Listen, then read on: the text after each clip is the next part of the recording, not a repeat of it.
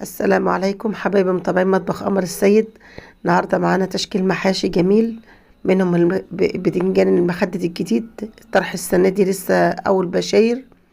ومعانا كمان البتنجان المكبب اللي هو البتنجان المسقعه بس المقاس الصغير. طبعا في ناس تستغرب ان احنا بنحشيه، لا ده هو جميل، ده اجمل من الكبير بكتير، بس الحجم الصغير اللي هو اللي يبقى طري وقلبه ابيض، ويبقى يعني طعمه حلو، لان هو اصلا طعمه احسن اساسا احسن من البتنجان التاني. تعالوا كده نخش على وصفتنا، نسمي الله ونصلي على الرسول. معايا كده انا كنت جايبه كيلو ونص بتنجان مخدد، وعليهم 2 كيلو بتنجان مكبب اسود اللي هو الكوبي. كل واحد بقى على حسب ايه ما عنده. بس انا منقيه البتنجانه الصغيره، البتنجانه اللمعه اللي هي بتلمع، اللي ثمرها قادح. البتنجان ده بقى له عندي بقى له حوالي 5 ايام في التلاجة، وكنت جايباه اجمل من كده. يعني شوفوا هو قدامكم اهو جميل اهوت، وكنت جايباه اجمل من كده كمان، بس انا كنت مكسله اعمل المحشي. وجيت انا كده قورت البتنجان طبعا معايا مش مستحمل. بتنجان جديد بشاير لسه، بسيسه كده في المقور زي ما انتم شايفين. واجي كده على البتنجان الاسود بقى. البتنجان الاسود ده بقى يعني بصوا هو سهل جدا في التقوير، وعايز تبقى تعمليه ملحم شويه، يعني يبقى فيه شويه لحم شويه. طبعا ممكن حد يخاف منه عشان هو ملحم، لكن هو لما بيتنقع في ميه بملح بيبقى جميل. زي ما كده بوريكم كده، يعني شوفوا شايفين مقاسه. انا بروح كده على بتاع البتنجان كده واقف انقي من تحت اللي هو المسقط الصغير. او مثلا لو الراجل مثلا قدامي اقول له مثلا ناولني ايه الصغير اللي عندك. والله العظيم طعمه اجمل بكتير قوي من البتنجان الكبير، وبقى رز مفرفر وجميل وليه طعم ونفس، لان البتنجان ده اساسا مسكر قوي. هبص شوف جماله من جوه، قلبه من جوه عامل ازاي، هو بيتنه كده بلونه. انا البتنجان بقوره وقتي وانا بشتغل، ما ببيتوش عمري. عمري ما بيت البتنجان متقور، حتى لو هتعطل طول النهار. انا ساعات انا حتى كمان ما اقطعه زي ما انتم شايفين جنبي كده، مجهزه الطماطم والصلصه ومجهزه كل حاجتي، وبعدين دخلت على التقوير بقور بالشكل ده. انا مهديه السرعه اهوت عشان اوريكم. شايفين سمك البتنجانه؟ يعني حوالي كده مثلا 1 ملي مثلا او كده. بسيبها ولما بيكون تخين شويه، لو انتوا هتخافوا من تخنة البتنجانه شويه، لا ما تخافوش. لما بيتنقع بميه بملح بيبقى جلده جميل وطعمه جميل، ويبقى البتنجانه فيها طعم كده. شوف انا باكل منه اهوت عشان اقول لكم طعمه احلى من البتنجان التاني، ولا بيبقى مبزر ولا بيبقى فيه كلام من ده خالص. انا جايبه بتنجان بشير اهوت ولقيته مبزر بس مش حامي، البذر بتاعه مش حامي. طبعا ده علاج البتنجان المبزر ده ليه علاج طبعا. انا المره دي ما عالجتهوش، بس يعني ايه، بحط له مثلا بعمل له ميه بملح بخل، بيشيل الشعر ده خالص. لكن في برضو اللي لما تحب تشيلي الشعر خالص لما يكون بيشعط قوي في عز الصيف، بتنقعيه في معلقه دي مع الميه بملح. او زي ما انتم شايفين كده، انا جبت الطبق اهوت الميه بتاعي، جبت ميه تكفي البتنجان، حطيت عليها شويه خل وشويه ملح، وغطست البتنجان بالشكل ده. المهم بس ان انا اكون متاكده ان انا كملت البتنجان تغطيس عشان خاطر ايه، يشرب من ملحه. جيت كده حله على النار، حطيت فيها كميه زيت، ونزلت عليها كده بكميه بصل.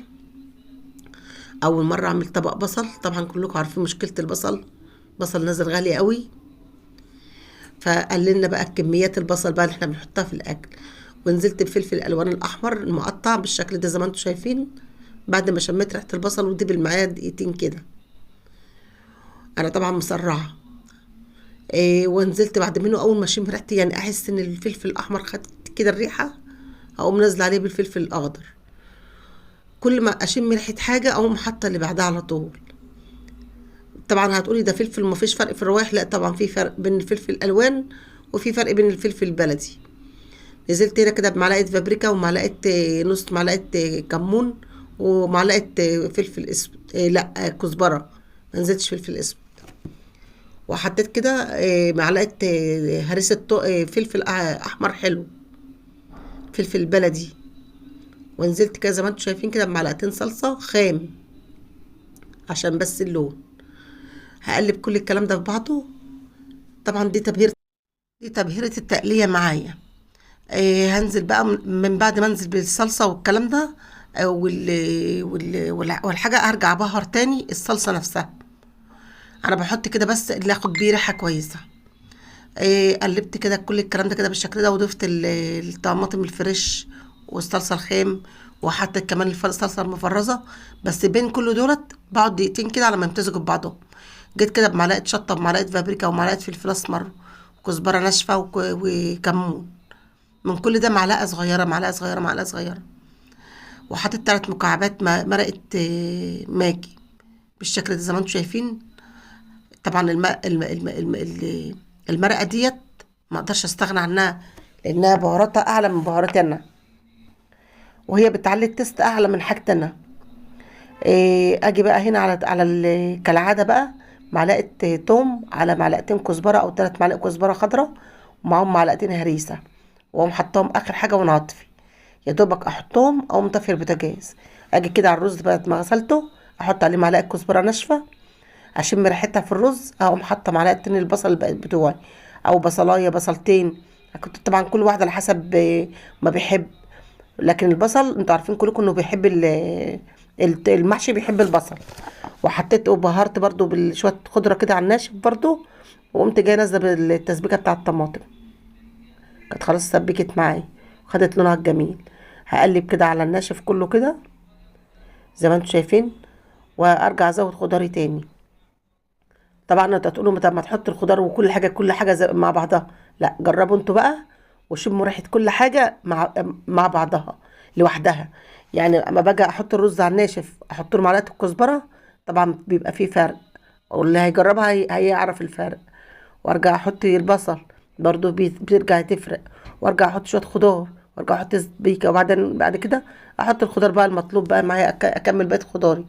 كل دي خطوات بتفرق، بتاخدي في الاخر نتيجة خطيرة. ده كله بيعلي من نفس المحشي ومن التست بتاعه. والله العظيم المحشي ده انا كل مرة بقول اجمل من اللي قبله. فعلا المحشي جميل جدا جدا جدا، لا بقى ما تتخيله. هاجي على البتنجان بقى اعبي كده. هو ما بياخدش رز كتير، لو انتوا متخيلين ان هو بياخد رز كتير، لا بالعكس. انا كنت عامله ورق عنب وعامله الكل ده. لما عملته قلت لا، ده كده كفايه علينا. كان شكل المحشي مديني كتير، لكن لما جينا ناكل يا دوب الحله دي كفتنا، فمش بيبقى واخد كتير ولا حاجه. انا طبعا بقلل في الرز بتاعي وبقلل في المحاشي، لان عايزه الاكل في الصيف هو يكفينا يوم واحد بس، مش عايزين نكتر. جيت انا كنت غاليه ميه على النار، وكنت معايا الوراك بتاعتي، كان معايا وراك بس. مسكتها كده بهرتها على الناشف بالفلفل الاسود والملح. طبعا انا وانا بغسلهم حد كان بيغسلهم معايا، ففتح لي الجلد بالشكل ده. فانا جيت بقى بين الجلد واللحم، قمت جايب بخلة الاسنان، وقمت جايه مدبساها بعد ما بهرت الورك بالفلفل الاسود والبصل والملح. ابهر بفلفل اسود وملح على الناشف، واقوم جايه حاطه البصل برضو المبهر حته صغيره مش كتير، واقوم جايه قافلاه كده بخلة الاسنان، واخده الجلده اليمه التانيه وقافلاه. انا طبعا ما بعملش كده، لما باجي انضف الوراك بحط صوابعي واجيب اللي جواه. جيت بقى انا كده جبت معلقه من التسبيكه اللي كنت حايشاها على جنب. انا حايشه طبعا كتير من التسبيكه لاني عاملاها بالزياده، لان هشتغل بيها تاني. وجيت كده زودت المحشي بتاعي بمعلقه كام كبشه شوربه مع التسبيكه، وقمت جايه بقى عايزه بقى تاخدي لون محشي جميل، تعملي بقى الحركه دي. تيجي بقى على الحله تقومي جايه قافلاها بورق الفويل كاتماها خالص، اكنك بتقفلي حله ضغط، وتقومي جايه قافله من الجناب جامد، وتقومي مغطيه. يطلع معاك المحشي بالشكل ده بلونه، حتى لو قعد لتاني يوم لتالت يوم الموف هيتنه موف، والاسمر هيتنه اسمر لامع، والفلفل هياخد لون اجمل من لونه اللي انت حاشيه بيه. تعالوا بقى كده نسمي الله كده ونصلي على الرسول كده ونشوف حلتنا كده. انا بفضيها اهو، محشي الموف موف، والمحشي الاسمر واخد اسمر اجمل من لونه كمان زي ما هو. وانا بقى جيت احشي كنت دي الحله اللي مسبكه فيها، فكان باقي معايا جزء من الصلصه في الجدران الحله، سبته زي ما هو، وقطعت جزرايه وبصلايه، ما كترتش اي حاجه تحت المره دي. الوقت كان معايا ضيق، وانا كنت متاخره في الغدا لان كان عندنا ضيوف، جالنا ضيوف، فكنت متاخره في الغدا. فعلى ما قعدت معاهم وكده الوقت خدني، فقمت بسرعه خلصت كده. حتى كان معايا ورق عنب ما لفتوش، سبته المره تانية. اخد بقى انا بقى الكرمله اللي تحت دي كده واوزعها على المحشي. طبعا ما ارميش الكلام ده ابدا، ده الكلام ده هو اللي بيعلي تست المحشي. افتح لكم بقى كده الصبع كده، شوفوا بقى الجمال. الرز حبايه من حبايه. انا قلت لبنتي اهو تقرب الكاميرا، كان نفسي تعمل زوم بس احنا ما نعرفش نعمل زوم للكاميرا. اقسم بالله محشي روعه. البتنجان ده بيطلع يعني بصوا زي الفلفل بالظبط، لكن ده تيست وده تيست. طلع لي الرز حبايه من حبايه. انا طول عمري بعمله كده والله العظيم يا جماعه، بس انا قله نزول السوق هو وكسلي ما كنتش بجيبه الفتره اللي فاتت كتير. انا عارفه ان كان ميعاده الفتره اللي فاتت دي اكتر. فانا لما نزلت كده من المره لما جبت فيها السمك، جبت البتنجان ده معايا. كنت انا نزلت السوق بنفسي. جيت انا كنت خدت الاوراق بتاعتي بعد ما استوت، خدتها تحت الجريلا، دهنتها كده من صوص المحشي، التسبيكه بتاعت المحشي، خدت منها بسيط خالص، لمعت بس بيها الوش ودخلتها الجريلا. انا كنت كسلانه امبارح بصراحه، بس مش معنى كسلانه اطلع المحشي وحش، لا طبعا طلعته جميل تحفه. انا بحب المطبخ والطبيخ، وبحب بموت انا في الكلام ده. طعم الشوربه بتاعتي عسل. انا لو طول تبات في المطبخ ابات، بس يبعدوا عني الدوشه، تبعد عني بس، ومحدش يطلب مني طلبات. يلا بألف هنا وشفا للي جربت الوصفه دي، واشوفكم في فيديو جديد.